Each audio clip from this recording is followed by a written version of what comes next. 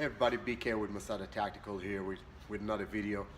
Snowing outside, cold day, wearing my winter jacket, and got me thinking about a question that comes up pretty often, and that is how to get the gun into the fight from concealment. Reality is that a lot of people go to the range, they train, they even do some drills, but very rarely they actually get the opportunity to work from concealment, and it's something that is easy for us to do.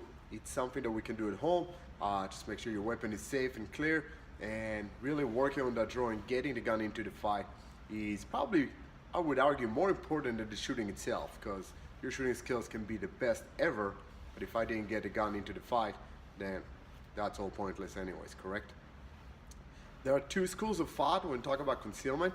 I want to touch on both of them. Both have merit. One of them is that I should be able to work out of concealment, get the gun to the fight quickly, and that is true. If I'm being ambushed, surprised for any reason, if I'm a vehicle, walking around my family and so forth, and something breaks bad, I want to be able to get my gun into the fight as soon as possible. With that said, the other school of thought, which I also agree with, says that I should carry the gun in what's considered deep concealment. In a sense, nobody should ever be able to see that it's there. There should be no indicators, no printing or anything like that. It should be under multiple layers of clothing, or even off-body carry in a bag or something. And the reality is that if I need to get the gun in the fight, I should really count on my situational awareness to pick on those indicators that something is going to break bad at some point, and already have the gun in hand. Already work around all those concealment variables that I had in place, get a gun out before I'm actually being ambushed or surprised. Again, both have merit, both are valid, not both are always going to be practical and realistic, and your individual situation, scenario, environment is going to dictate to a large extent which one of those two you want to prefer. For today, we're going to stick to I want to get the gun in the fight, and I'm going to show you two ways of working around concealment. It's really going to be up to you to decide which one you want to work on and practice. You should practice both, because it truly comes down to what you're wearing, and I'm going to work around it. So first type of working from concealment is when I'm wearing a garment that is going over the weapon. So in this case, it's usually going to be open in the front, and I usually don't carry it in the front of my body as in an appendix carry, but it's usually going to be further back, either against the 3 o'clock or 4 or 5 o'clock type position. And in that case, I really want to make sure that my garment, whatever is covering that tool, is getting out of the way. And in order to accomplish that, I'm going to use my shooting hand pinky, okay, because it's going to be very hard for me to reach across with my support side and not muzzle myself as part of the draw or not make it overly complicated. So I'm going to use my pinky side to get in there and really remove that garment and grab a positive hold of my firearm as I'm drawing and presenting it into the fight.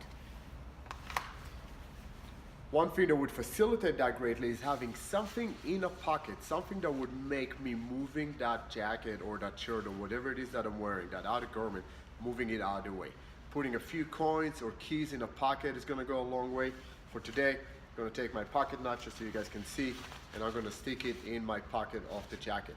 So now as I'm moving, that jacket truly flies back, which clears that path for me to grab my firearm, draw, and get in the fight. So that is way number one.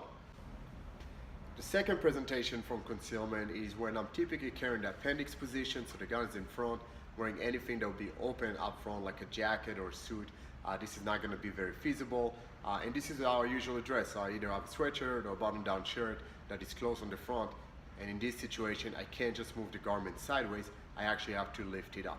For this scenario, I am going to use my support side hand. I'm going to grab the garment, I'm going to pick it up as high as I can, using my strong arm to grab a positive control of the gun and present it.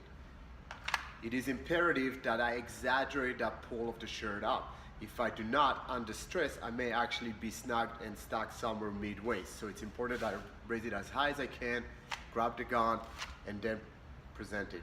Now as I'm doing that, I am keeping that hand across my chest, okay, so I'm always know that it's out of the line of fire as I'm presenting the gun and engaging my threat.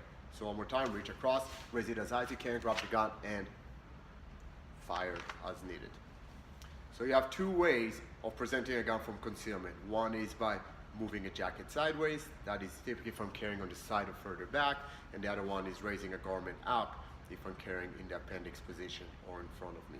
There are obviously other ways. Start working on those two. What you can do when you go to the range, or you can do it at home. Get comfortable with that, and that will greatly enhance your survivability in a true encounter. God forbid you ever have to use that. Stay safe, watch your six.